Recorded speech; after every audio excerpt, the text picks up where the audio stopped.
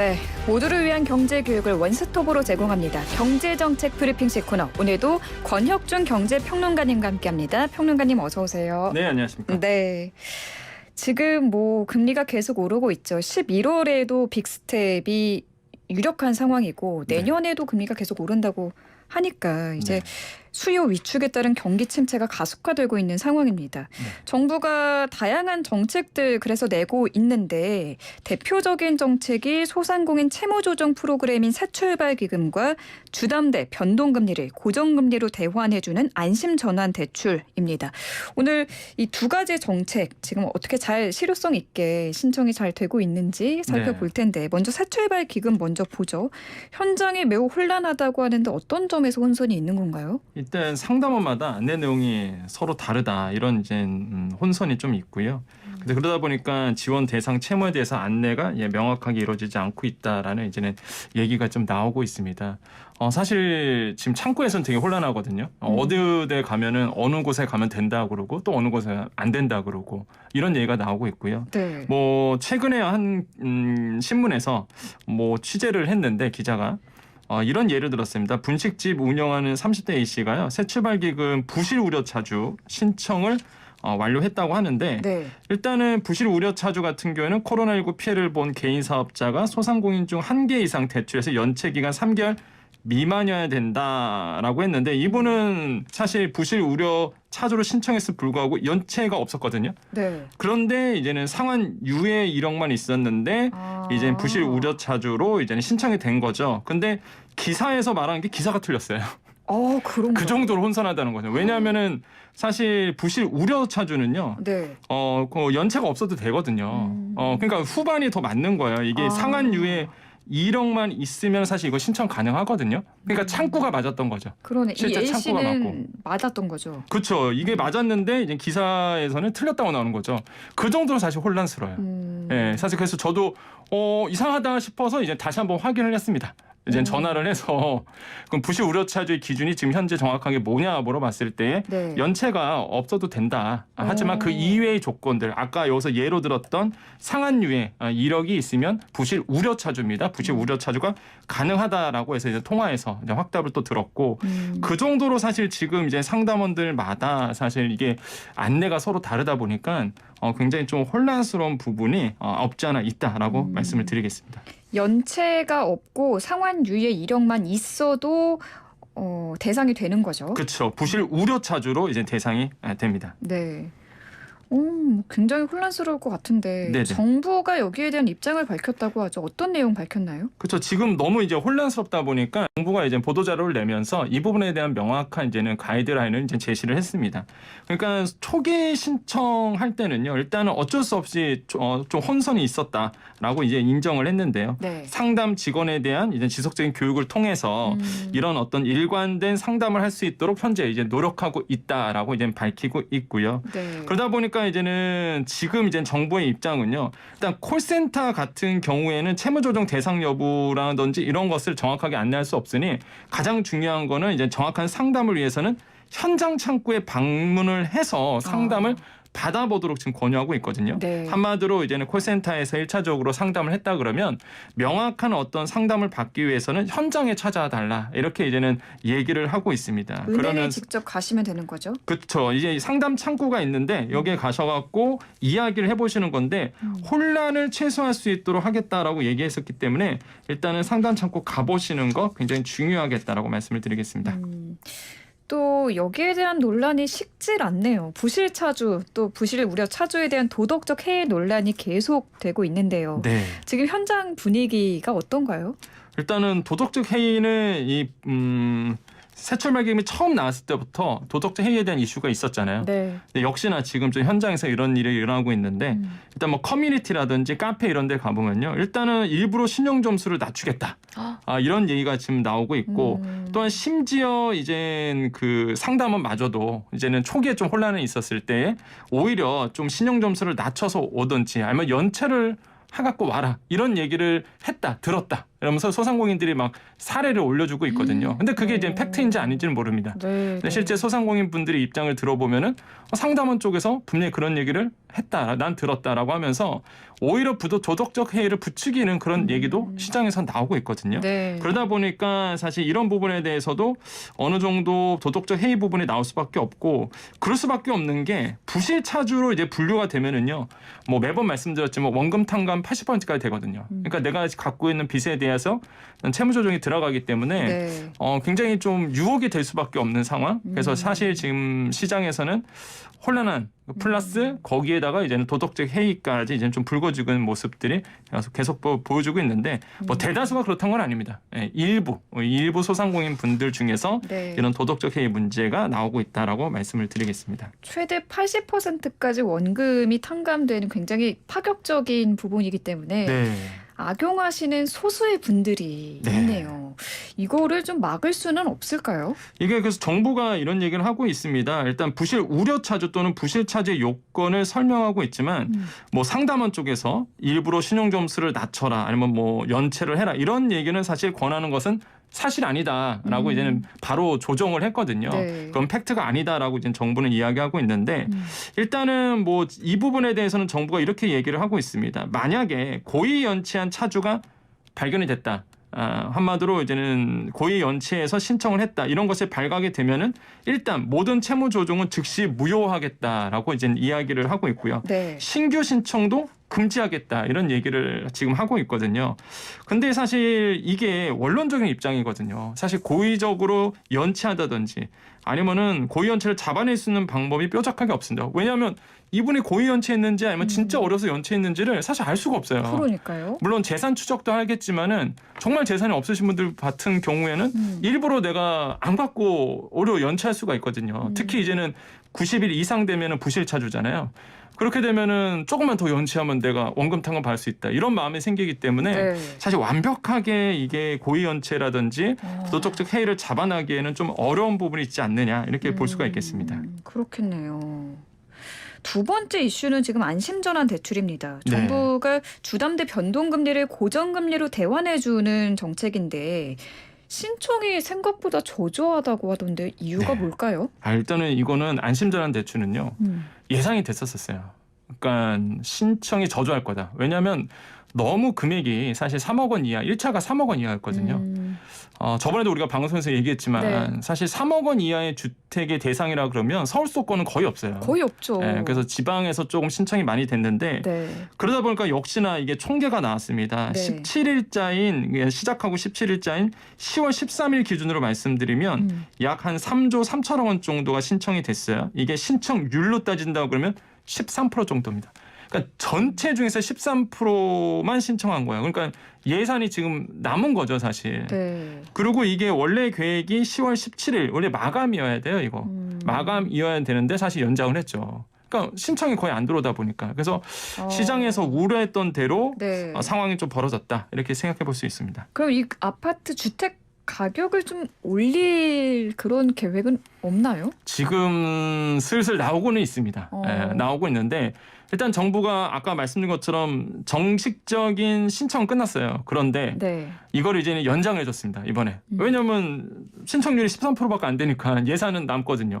그래서 이번에 2주 더 연장 더 받기로 했어요. 근데 더 받아도 사실 그렇죠. 추가 신청자가 없을 것 같아요. 그 1차가 3억 원 이하였고요. 네. 그다음에 2차가 이번에 들어오는 게 이제 4억 원 이하였거든요. 근데 4억 원 이하까지도 늘려줬는데 사실 신청이 13%니, 그래서 이제는 2주 더 연장을 하겠다라고 이제 정부가 이제 밝힌 상태고, 네. 만약에 2주 연장할 때는 오부제가 미적용됩니다. 그래서 관심 있는 분들은 이번에 2주, 그러니까 10월 말까지 한 번 더 받거든요. 네. 4억 원 이하의 주택을 주담대하신 분들, 이런 분들은 하시면 되겠는데, 사실 안타깝죠, 사실. 조금 금액을 좀 늘려준다면 좀 좋을 텐데, 이런 부분에 대해서는 좀 논란이 있는 것 같습니다. 알겠습니다. 정부가 2단계 접수를 받는다고 하던데 이거는 어떤 말인가요? 네, 실제 아까 저한테 질문 주신 것처럼 왜 신청이 이렇게 없을까, 네, 네. 이렇게 좀 본다 그러면 금리 조정 주기가 좀 돌아오지 않았어요. 그러니까 이런 거예요. 내가 아직 금리가 고금리를 지금 높아지고 있잖아요. 변동금리가 굉장히 지금 국민은행 기준으로 보면 상단이 한 6.8% 이 정도 나오거든요. 변동금리가. 네. 이번 달 이제 코픽스 금리가 오늘부터 조정이 됐어요. 네. 18일부터 이제 조정이 돼서 코픽스 금리 상단이 거의 그러니까 지금 변동금리 주담대 상품이 한 6.8% 나오고 있고 연말에는 8% 나올 거다 이렇게 보고 있는데 네. 사실 굉장히 부담스럽거든요. 그럼요. 그러면 사실 내가 이거를 체험하려고 그러면요. 이게 조정 주기가 한번 돌아야 됩니다. 근데 변동금리다 보니까 6개월이나 1년마다 이게 돌아가거든요. 그러면 만약에 내가 이제 조정 주기가 돌아오게 되면 피부로 느끼는 거죠. 근데 안심전환 대출이 아직 피부로 못 느끼시는 거예요. 내가 이제 고금리를 별로 못 느끼고 있는 거죠. 아. 근데 이제 조정 주기 돌아오면 확 느끼겠죠. 네. 그때 되면 이제 안심전환 대출을 생각해 볼 수는 있겠지만. 이제 8%대까지 오게 되면은 이제 부담을 확 커지면서 그럼요. 이게 느낄 수 있다라는 거죠. 이게 영끌족은요. 사실 굉장히 심적 부담이 되게 큽니다. 말이 8%죠. 사실 뭐 지금 뭐 심지어 일각에선 10% 이런 얘기가 나오다 보니까 그럼 말 그대로 연리금이 10%인 거예요. 이자만. 그러면은 사실 거의 생활이 안 되거든요. 그럼요. 사실. 월급이 다 이자 갚는데 빠져나갈 것 네, 같아요. 특히 이제는 차주 금액이 클수록 더 그렇게 느끼게 되고 그 다음에 이제는 두 번째 신청이 저조했던 이유가 아까 네. 말씀하신 것처럼 주택 가격이 이제는 낮았다는 거죠. 지금 뭐 4억 원까지 주택을 받고 있는데 지금 전국의 평균 매매 가격이 4억 2천만 원이고요. 그다음에 수도권이 한 6억 2천만 원, 서울이 8억 7천만 원 정도 돼요. 평균 매매 가격이. 네, 서울은 택도 없네요. 택도 없죠. 서울 수도권은 사실 이 기준에 못 미칩니다. 그러다 보니까 신청이 저조할 수밖에 없다라고 보는 거고. 근데 이제는 솔직히 이해는 가요. 왜 정부가 이렇게 낮게 잡았는지. 궁금하네요. 그렇죠. 이해는 가요. 왜 그러냐면 김주현 그 금융위원장이 그 최근에 국정감사에서 이런 얘기를 했습니다. 네. 안심전환 대출 최초 기준 3억 원은 현실성이 없다는 것을 알고 있다. 알고 있어요 이미. 네. 그리고 서울 기준으로 볼 때도 비합리적인 것이 맞다. 이미 알고 있거든요. 근데 왜 그래? 처음부터 이렇게 잡았던 거죠. 왜 그런 거죠? 그런 이유가 근데 굉장히 이유는 되게 좋습니다. 저는 이 말에 동감을 해요. 어떤 거냐면 3억 원부터 한 것은 어려운 분들에게 기회를 먼저 드리기 위한 것. 충분히 공감할 얘기죠. 왜냐하면 네. 정말로 정말로 어려우신 분들 3억 원 이하의 집을 갖고 계시는데 변동금리 때문에 힘드신 분들에게 먼저 기회를 드리는 거죠. 그다음에 4억 원까지 왔거든요. 그래서 네. 4억 원 이하에. 그래서 이런 어떤 취약차주 중심으로 이런 분들에게 먼저 기회를 드리기 위한 것이다. 그래서 저는 이 말 듣자마자 충분히 공감은 됐습니다. 공감이 됐다라고 말씀드리겠고 그래서 이런 얘기를 했습니다. 재원 여유가 된다면 주택가격 기준을 더 올릴 수 있다. 이런 얘기를 또 했습니다. 아 그렇군요. 이 안심전환 대출을 애초에 내놓았을 때 그 네. 대상이 누구였는지를 생각하면 이해가 되는 것 같아요. 네, 취약차주. 네, 맞습니다. 정말로 이제는 어려우신 분들 먼저 이제 도와드리고자 하는 취지였고요. 근데 이번에 이제는 아까도 저한테 질문 주신 것처럼 사실 이제는 시청률이 저조하잖아요. 금액을 이제 늘려줄 가능성이 굉장히 높아요 지금. 그래서 2단계 접수를 이제 할 것으로 보고 있는데 지금 11월 7일부터 네. 주택 가격을 상향해서 2단계 접수를 할 것이다라고 예고한 상태입니다. 그런데 이와 관련해서 신청 요건이라든지 신청 방법은 10월 말에 이제 나오기로 했거든요. 네. 별도 안내를 하고 있기 때문에 아마 10월 말에 가봐야 알고 있을 것 같은데 지금 시장에서는 5억 원 이하 아니면 6억 원 이하까지 늘려줄 것 같다. 이런 얘기가 나와요. 그럼 만약에 6억 원 이하로 늘려준다 그러면 사실 또 해당되는 주택은 더 많을 거고요. 이제 정치권에서는 이런 얘기합니다. 야 9억 원까지 늘려. 9억 원까지 늘리라는 정치권의 목소리도 지금 나오고 있고요. 네. 근데 왜 그러냐면 이번에 들어간 게 우대형 안심전환 대출이거든요. 한마디로 이제 말씀하신 것처럼 저소득 대상으로 하는 거예요. 근데 일반형 안심전환 대출이 내년에 들어간다고 말씀드렸었는데 네, 그게 그렇죠. 9억 원이에요. 그냥 정치권에서 그래서 빨리 그냥 9억 원 이하로 해라. 그러면은 이제 9억 원 이하로 만약에 정치권의 말대로 하면 대상 주택이 확 늘어나겠죠. 그래서 시장에서는 지금 한 6억 원 이하로 되지 않을까. 만약에 바뀐다 그러면 이번에 11월 7일에 그래서 6억 원 이하까지도 받아주지 않을까 이렇게 좀 생각을 하고 있습니다. 그게 10월 말에 발표가 된다는 네, 거죠? 맞습니다. 지켜봐야겠습니다. 만약에 그 말씀하신 것처럼 2단계 접수 11월 7일부터 시작이 되는데 네. 이때 그 6억 원 이하로 될 경우에 접수자가 신청자가 많아질 수 있을까요? 전 충분히 가능하다. 생각을 해보겠고요. 정치권에서 말하는 뭐 9억 원까지 이하로 된다 그러면 대상은 더 많아지겠고 근데 두 가지 문제가 이제는 존재하게 됩니다. 첫 번째는 형평성 문제예요. 그러니까 안심전환 대출은 사실 주담대잖아요. 그러면 집을 사신 분들입니다. 그죠? 지금 이 안심자산 대출이 논란이 좀 그러니까 비판을 좀 받고 있는 게 전세는 포함이 안 돼요. 그러니까 전세 사시는 분도 대출을 받잖아요. 전세자금 대출을 받는데 포함이 안 되고요. 주담대만 되거든요.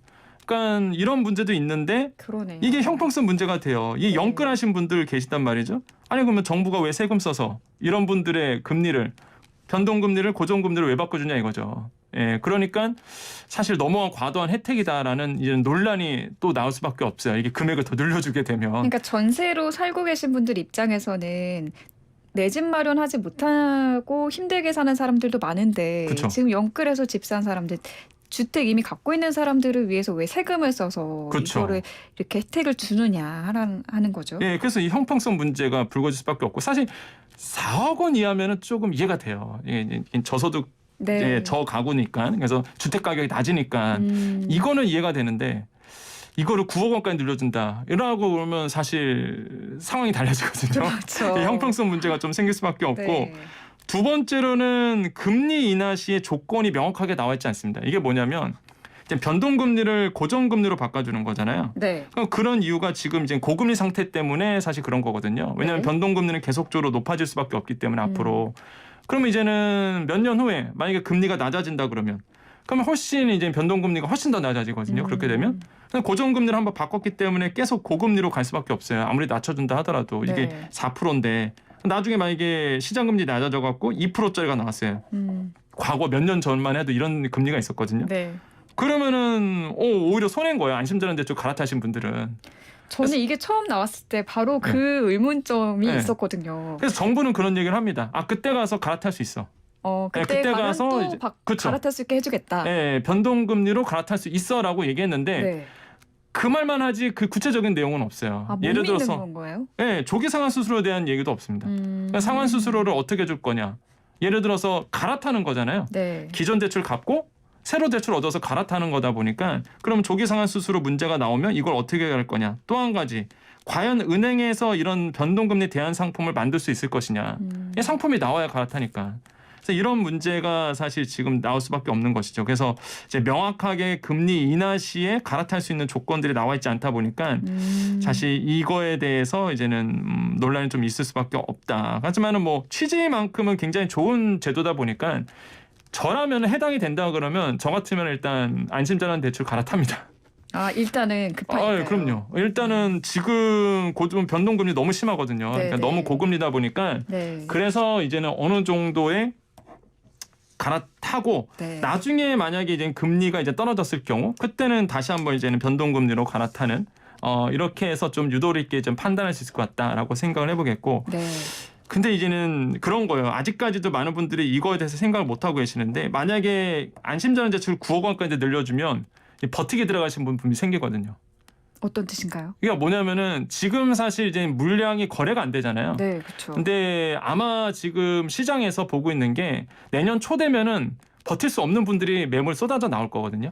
왜냐하면 변동금리가 지금 8%까지 가고 뭐 9%까지 나온다 그러면 사실 코픽스 금리가 계속 높아지는 상황이다 보니까 네. 변동금리 받으신 분들은 제가 봤을 때 못 버팁니다. 그러니까 소득이 많지 않은 이상은 버티기가 안 돼요, 사실. 그러니까 팔고 나오실 거라는 거죠. 예, 팔 수밖에 없는 상황이 이제 갈 거란 말이죠. 근데 이게 안심자산 대출로 9억 원까지 갈아타? 예를 들어서 정치권에서 얘기하는 것처럼. 그러면 9억 원 이하의 집을 갖고 있는 분들은 버틸 수가 있거든요. 왜? 고정금리로 바꿔주니까. 4%거든요, 이게 네. 최대가. 그럼 훨씬 더 유리해지는 거예요. 그러면 네. 일단 갈아타고 버티기로 들어가는 거죠. 그럼 더 물량이 안 나옵니다.